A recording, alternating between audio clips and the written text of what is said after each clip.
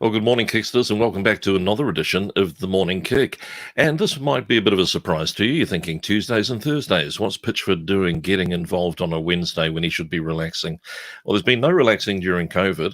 In fact, today is probably going to be an extremely busy day. I don't know if you've caught up on the fact that the second round of the small business grants that's coming out of Queensland government is actually opening today. In fact, looking at the time, it's about half an hour away. That's at 9 a.m. The easiest way for you to find out more information is to have a look at our website, and I'll just quickly take you there. If you go to excitemedia.com.au, you'll be able to find a link right at the top on that green ribbon, and it takes you through to this page where you can find out all the information. Now, there are grants of between $2,000 and $10,000.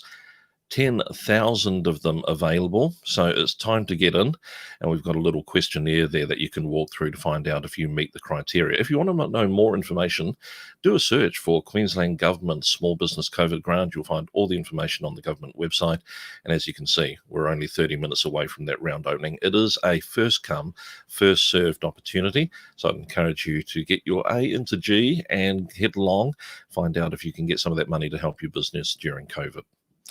Well, this morning I'm pleased that we've been able to bring into the show Nathan Schokker. Nathan, thanks very much for joining us on the Morning Kick. You've got an initiative that's very helpful to small business right across Queensland, and you've been involved with the Chamber of Commerce for some time. I understand that you're on the Brisbane Junior Chamber of Commerce, also helping out West, one of our most active chambers. Tell me how you got involved. It must be you've got enough on your plate running a business. How come you get involved in the chamber as well? Yeah. Well, good morning, Andrew. Thanks for having me on. My involvement with the chambers goes back many years now. 6 or 7 years ago, I went to my first event with the BJCC, the Junior Chamber.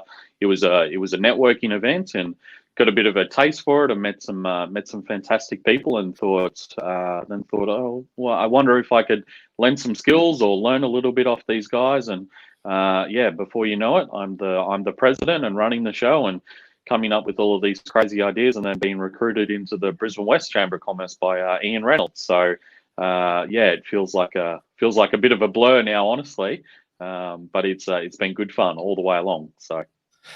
Nathan, isn't it a common story that people start a business and feel like they're alone trying to make that business work? They may have their accountant to go to, but apart from a few friends that they may meet at a barbecue on Saturday, really they don't know who to turn to. And a chamber's a great place to kind of get yourself involved and get some mentoring and get some resource.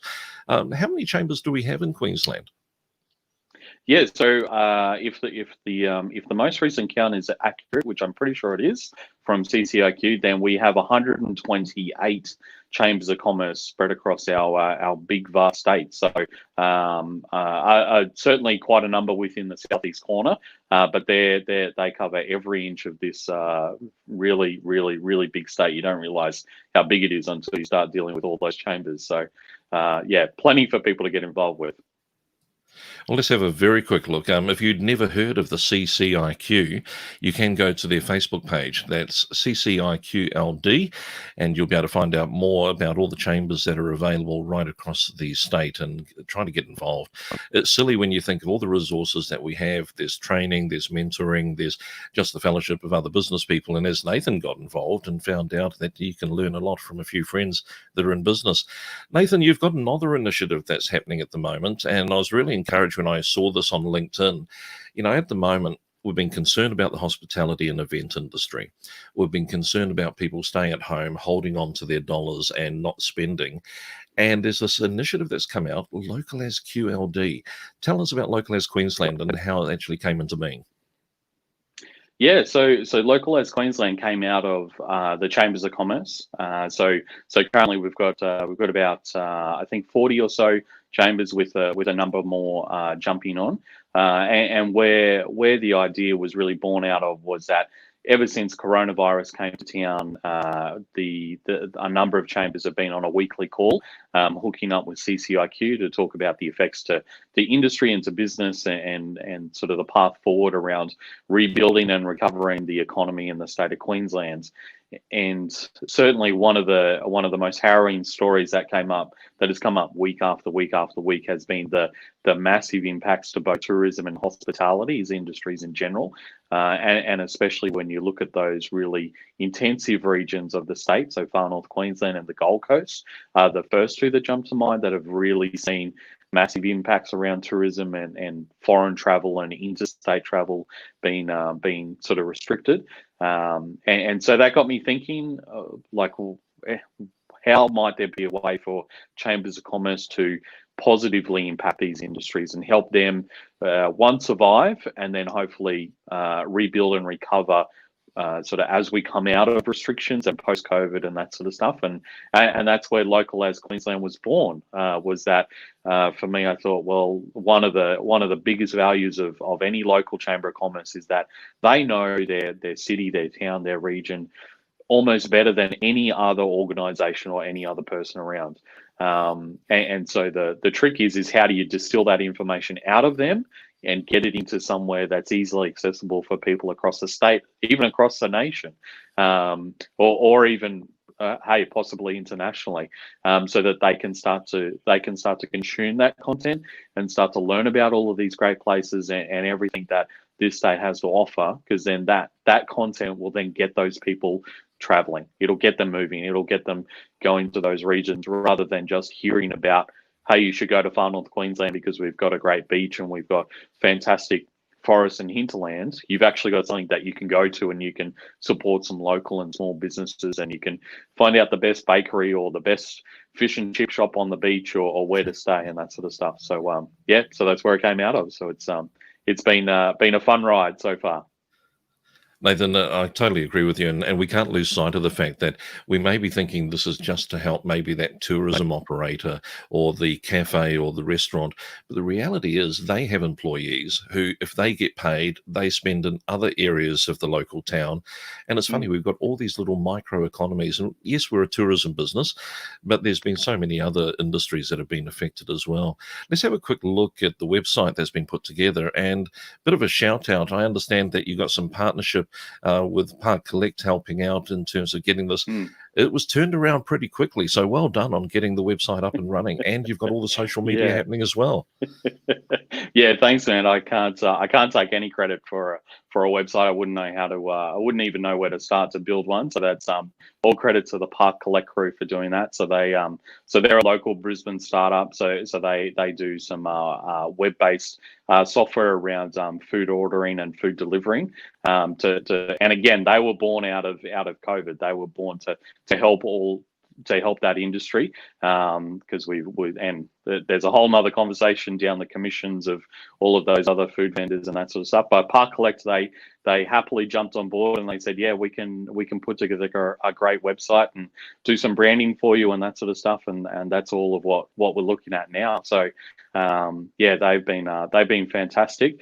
I must admit, I do DIY the social media myself. So it'll probably have a few of my words, my flavor to it, but hopefully that's working and people are enjoying it. So.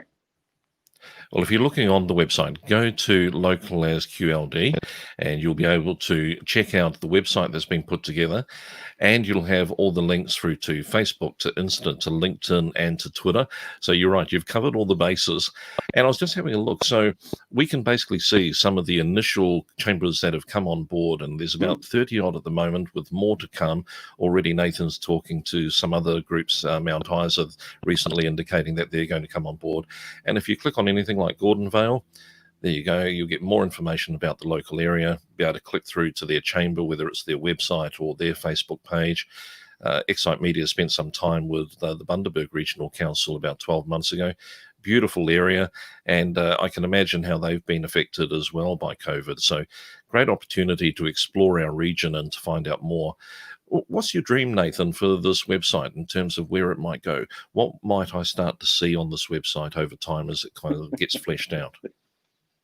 Yeah, that's a fantastic question. It's almost the age-old "how long's a piece of string" sort of a question. So the initial idea was to target the exact period that we're in right now, which is the mid-year school holidays.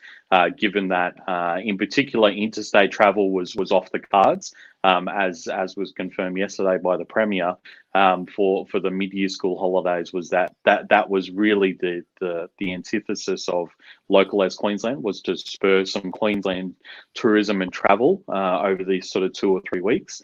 As to where it can go from here, the sky's the limit a bit. Honestly, I think it's I can certainly rely along that a number of chambers have seen really positive effects and engagement out of the platform and the website and the social media channels already. And we've certainly not been perfect approaching it.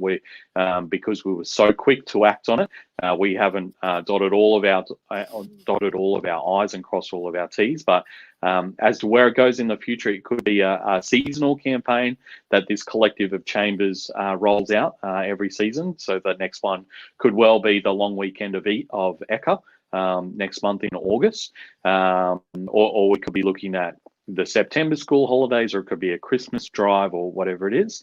I think over time as well, what we will also see is that website will sort of flesh out a little bit more, and we'll start to encapsulate more of the information of these regions and cities and towns in that central website as well, rather than just directing people straight away off to something else.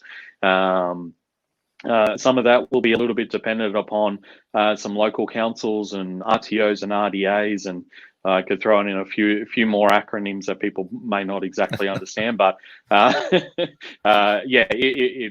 bit of it would rely on their support and a little bit of funding, honestly, so that we can keep a website up and we can retain someone to filter that content into it and that sort of stuff. So, but overall, it's like the real core value of local as Queensland is that it's been able to give all of these chambers of commerce, all of those ones that are involved and all of those ones that hopefully will be involved in the future, it gives them a tool that they can take to all of those tourism and hospitality businesses in their regions, cities, towns, and they can better represent them, because that's truly what chambers of commerce do. Chambers of commerce look to represent the area that they cover, that they represent, and it doesn't just mean, and I know a lot of people would think of chambers of commerce as like a union, in inverted commas, for business owners. They're not that, certainly not at all.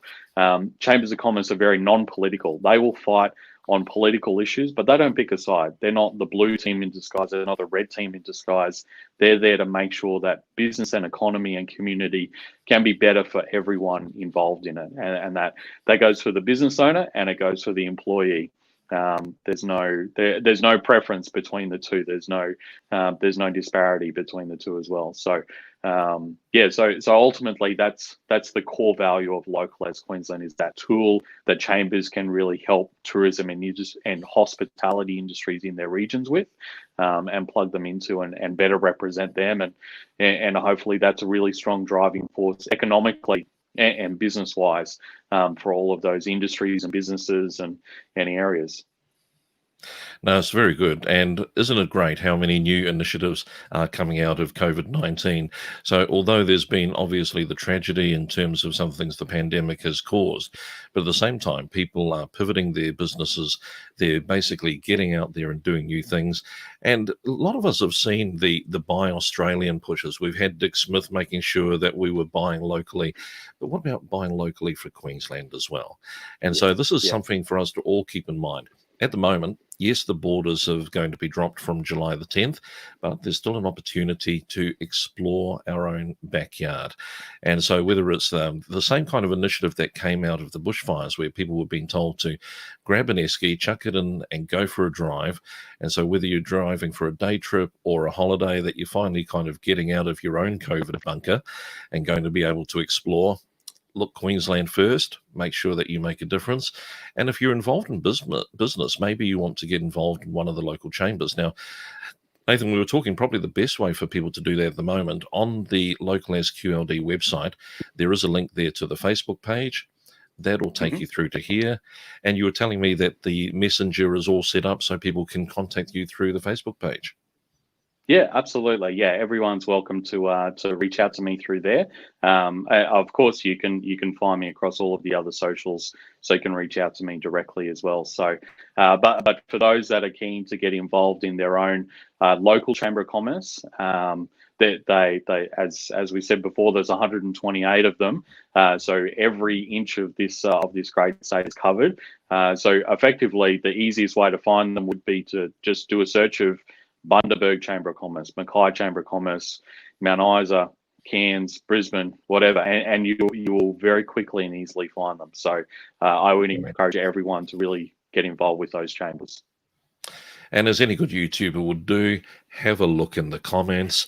We've got a link to the local As QLD website. We've got a link to Nathan in his LinkedIn profile, all there in Facebook and YouTube comments. Make sure that you check them out.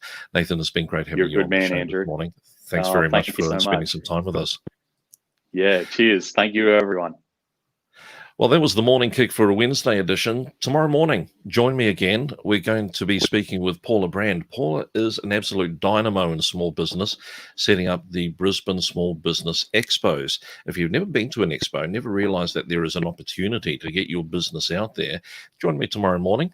We'll be on a little bit more bright and early. We're coming on at 7:30 a.m. tomorrow to talk to Paula. I'll see you then.